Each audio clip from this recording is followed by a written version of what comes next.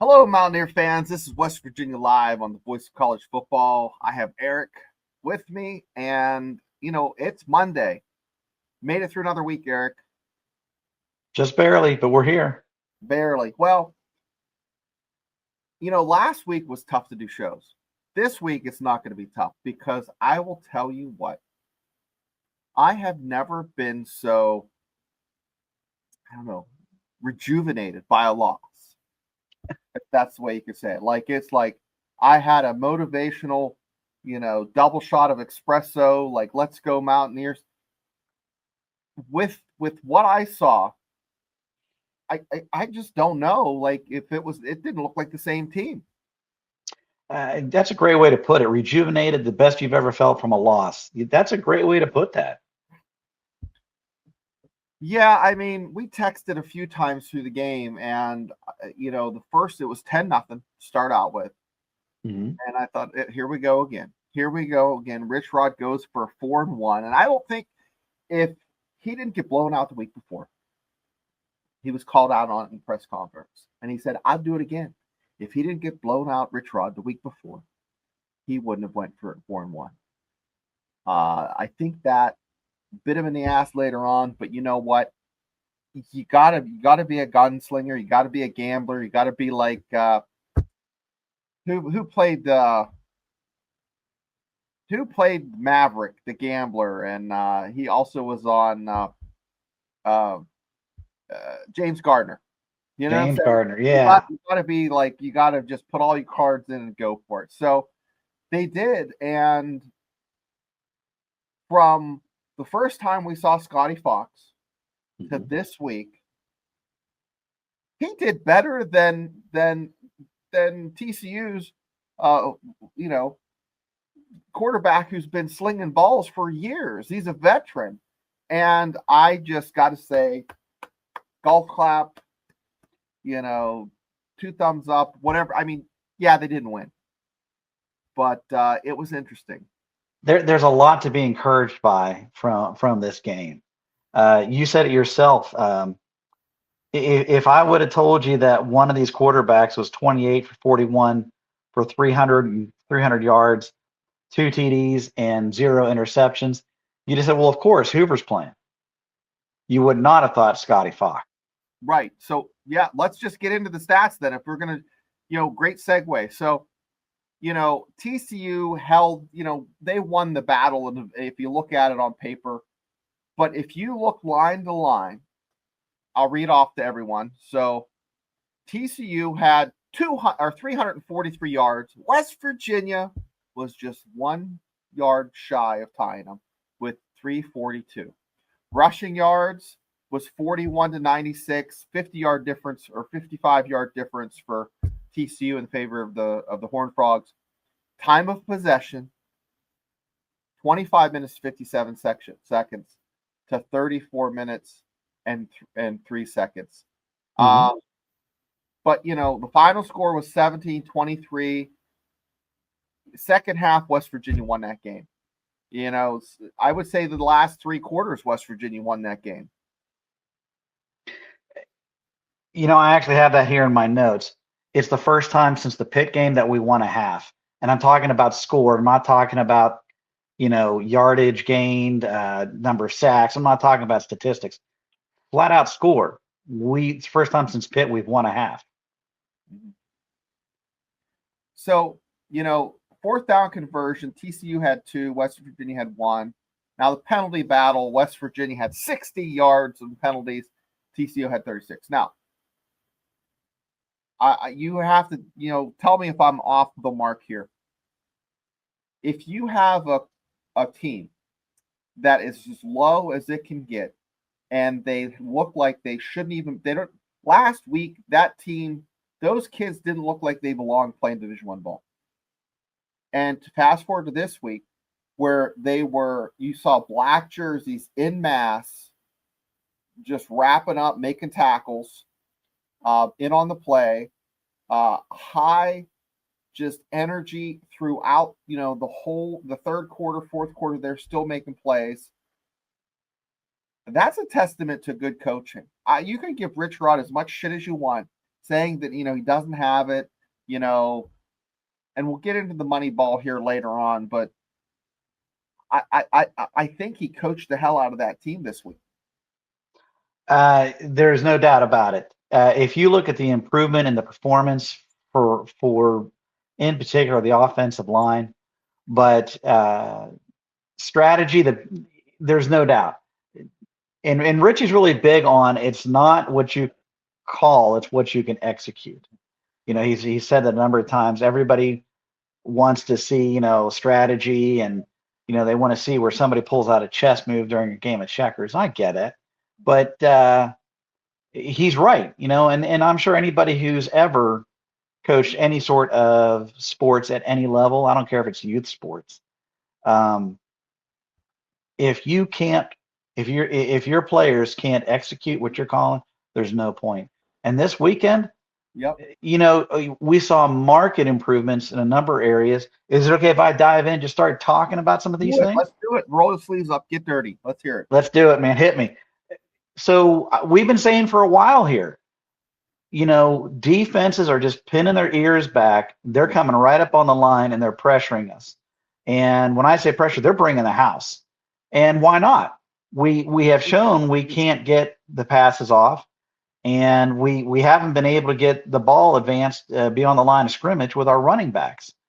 So we've been saying you got to get some short passes. You've got to get some way of quickly getting the ball beyond the line of scrimmage to a player downfield. If you can do that, that'll help. That helps your offensive line, because now the defense has to stay home. But you at least got to keep some players at home. The notion that we did that pretty well, very effectively, very quickly, very early in the game, maybe as long as a quarter into the game. But we had, and that's the tail of the tape. At the end of the day, you look at our offensive numbers. We had a great outing in our passing game, more so than I think most folks would have ever guessed. I didn't think we'd get 41 possessions, let alone 41 pass attempts. The nice thing that did for us, and I think, of course, that opened up the run, because one opens up the other. Mm-hmm. If you can keep defenses, off balance, and you can have a little bit of success in each one, it becomes a guessing game. And more often than not, the offense has the advantage because they know what's coming. The defense has to react. Now, something I thought was fantastic, and I've been waiting for. Zone blocking is one of those things that you can get an advantage to your offensive line, even if they aren't quite as skilled and capable as a defensive line. And man, they showed it this week. This was our second highest rated offense or passing score, and the offensive line, I think, was they scored incredibly well. But rolling your quarterback out with the zone blocking made a huge difference. It bought Scotty time. Scotty, as a true freshman, it's hard to throw on the run. When you're running to one side and it looks like they're running at a normal speed, they are sprinting. These guys are so much faster than you can tell. That ball will carry in the direction that you're throwing it. And as a quarterback, you've got to be able to counter that. It's not easy to do. Scotty did great. And in particular, when he wasn't pressured, he was like 22 for 29. It was crazy how much better we were with the rollout. Yeah, he squared his shoulders up, and he was dropping dimes, lasers. I was thoroughly impressed. I mean, here we are. A week ago, I'm like, how the hell are we going to do a show and because I don't want to be a show that just beats on the offensive line and the coaching week in and week out, because that's not what I'm about. They're young men. They're phenomenal athletes. They're world class. And they played like it this week. No, yeah, they lost. And everybody's like, well, they lost and they're not.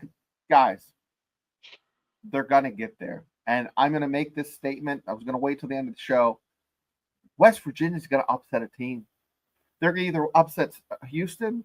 They're going to either upset maybe not Texas. Well, Texas Tech could be like the Virginia Tech back in 2003, where you thought there's no way in hell they're going to win, and they win. They might upset Colorado. I really likely they'll upset Colorado. Colorado looked like garbage. That won't actually be an upset if it's competitive against Houston. Talk about Houston for a second. Houston beat Arizona State. Yeah. They're with one loss. They're third in the Big 12. They're ranked 22. I didn't really realize that until Sunday. We had been talking earlier in the season, and kudos to you. You've always done a great job of steering us. That the notion of sure these guys, these players are now professional athletes. They're getting paid, and a good many of them are getting paid quite a bit of money. That being said, they're still young. They're definitely trying. None of them want to collect a check and just do nothing. They know that their next season is on the line every time they get to play, because that's how they get their money, is by putting the evidence on film. So, excuse me. So the notion then, in particular, like we talked about Houston earlier this year, wasn't looking real good, and I was like, yeah, that's probably our top win, chance for a win. Do I feel that way anymore? I'm not so sure. But we did. I would have told. Well, we did say we called that. Look, TCU is a good team. They're still in they're running for a championship for the Big 12. But we thought, no, we got a shot here. And I thought we came out and we showed up. This team played extremely well. And like you said early on, I'm a fan of being aggressive. The notion that we went for it so early, yeah, I was with Rich. Now I think you're right. I think that did come back to bite us, but I'd rather see us go down swinging than not. Sorry, Shane. It's my turn to be all over the place tonight. Well, it shows the coach believes in you, and the thing of it is, tie it in with the atmosphere. I mean, the atmosphere. I watched. Pitt has a winning record. I think they're 5-2, 6-2. They're doing well. You look at the stands. It looked like the zombie apocalypse. There was nobody there, not a soul. But you have a 2-5 Mountaineer team, and it's packed. Now, see, you're stealing my thunder, because that was my closing point. Yeah. If we would have gone out like this was a coal rush game, so we got to emphasize that, because that in itself makes this game special. No disrespect to TCU, but whoever we were going to play this night, it was going to be special. It's homecoming. We got the coal rush uniforms. Did a fantastic job with honoring the miners of this state. I mean, Shane, it was fantastic. And I shouldn't just say this state, because West Virginia has fans all over.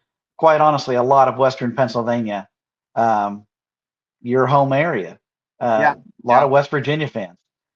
So the notion of the product that we put on the field, it wasn't just the game. Like you said, it was the atmosphere. That the stadium looked to have about 50,000 people in it. Having the little wristbands with the LEDs, it was a fantastic showing for WVU as a product. No, it looked good. It looked good on. I end up not going. I just, at the last minute, I'm just not feeling up to it. I was doing yard work and other things, and just time caught up, and it was just like, look at what time it is. I'm just not going to make it. And I enjoyed myself watching it on TV. And then guilt set in, and then remorse. And then it's like, man, I should have went there. It looks crazy. But when I look at the temperature and then I'm warm, I'm just like, maybe not. But no, guys. No, that was fantastic. And if they continue to do that, that's a great recruiting tool. I mean, it's easy to play. If you think to yourself, man, this team's 2-5, and the fans are this crave football this much that they want to sit out in 30-degree weather at night and watch the Mountaineers that are supposedly non-competitive battle, that makes it easier for Rich Rod to kind of talk these kids up and get them to church, if you know what I mean. And he did. He brought them through the door, and hats off to the offensive line, the preparation. And, no other podcast has been ranting and raving like I am. I mean, I'm that excited about this. And you know what? West Virginia might not win another game, but they're going to be competitive. And next year, there was an incident with Pat McAfee. Did you hear about that? I mean, this is old news. This happened a couple days ago. But Pat Mac supposedly, well, he's not supposedly, he did. He said on his show, Rich Rod gave him a call saying a donor backed out, didn't want to give the entire amount that he committed to. And, Pat Mac was put in a situation where, like, I think he felt like he had to do it. But at a certain point, there's going to be some donor fatigue. And I hope it's not happening this early, because unlike other schools, West Virginia has a limited supply of big name donors. And once those bridges are burnt, those pools dry up. And that was what happened with the old ball coach. One of the reasons Rich Rod was brought on board was because of the relationships he had with some major donors, which made it more and more attractive for Ren Baker to kind of pull the trigger. Here we are. We have Rich Rod. Hindsight, I think it was the right move. We'll see in 2 or 3 years if we are right or wrong. But do you think West Virginia is still going to be able to be competitive, have that money, that pot of money next year to pay these guys? Well, this is a great question. It's actually, there's a lot more here than just the surface, and it's Right. more of a story than just losing dollars. So the notion of for whatever reason that donor made their decision, they made it, and look, just because somebody has a lot of wealth to offer doesn't mean that they don't have things that come up too. It's just a matter of the scale of economics for them is just bigger. So it may be they had other things. There's all sorts of reasons. But Right. the fact that we're so lucky to have somebody like Pat, that's huge. Now, I'd seen on other podcasts that somebody had done the numbers, and it was pretty impressive that if you looked at if 1 in 4 WVU alum donated something like $250, you could make up a lot of that money. And I was thinking, that's a chunk, that is, but that's not nearly as bad as I thought it would be. And so the notion that if you're talking about things in that sense, and I get it, you're looking at almost, I think, 40,000, basically a good chunk of that stadium. That's a big number, but it's in comparison to the entire alumni base and the number of 250, that's actually more manageable. So do I think we can make this up? Yeah, I think we can. Mm-hmm. Do I think we're going to? Yeah, I do. But the secondary question to me on this, one of the big victories we got from this weekend from losing, which is a weird thing to say, up until this point, if I had asked you, do you have a lot of guys that you think you're going to see that you want to see next year? Mm-hmm. Do you have a lot? I think after this game, the answer is like more than last week, a lot more. And along those lines, what did you think? What do you think about this whole news? Well, I think Pat McAfee brought it up for a reason, and I haven't really put my finger on the reason why. And I think that's the most interesting and the biggest question is why was it brought up? There's always a reason. I don't think it was for clickbait or attention, or I think he wanted to bring light to the fact that people need to step up. I'm hoping this brings awareness to the someone that instead of going out to eat 3 times that year, donate to the university, the NIL fund. Instead of doing something stupid with $250, because $250 now is not what it used to be. It's maybe 3 tanks of gas, but still, everything's expensive, and the belts are tighter, the wallets are thinner, and it is what it is. But at the end of the day, if you want a competitive program, you're going to have to pay to play. And so if you pay that $250, I think it's your ticket to bitch. If you want to sit there and complain and you haven't paid anything into the coffers, then shame on you. I don't donate a lot, but I donate enough that I feel comfortable to bitch and moan once in a while. And then I was a season ticket holder for 10 years. Took about 5 or 6 years off, and then I've been a season ticket holder for the past couple of years. With that, of course, I'm getting tickets. But with a donation, especially with the big donors, they feel that they can call shots, and that's not the case. It's a gift. It's just like, it's like going to church. You put that money in the basket, you can't determine what the sermon's going to be next week. So just sit there, listen, catch the gospel, catch the Holy Spirit, blue and gold, mountaineer spirit here and there, but you cannot think that you're going to actually determine. And Pat Mack knows this, and he said some of his guys that he helped get their foot in the door and pay are no longer even in the program. That's disheartening. That is a national issue, not a Mountaineer issue. That is a national epidemic with the state of college football. That needs to be fixed in the offseason. That's for another show, another conversation. Yeah, absolutely.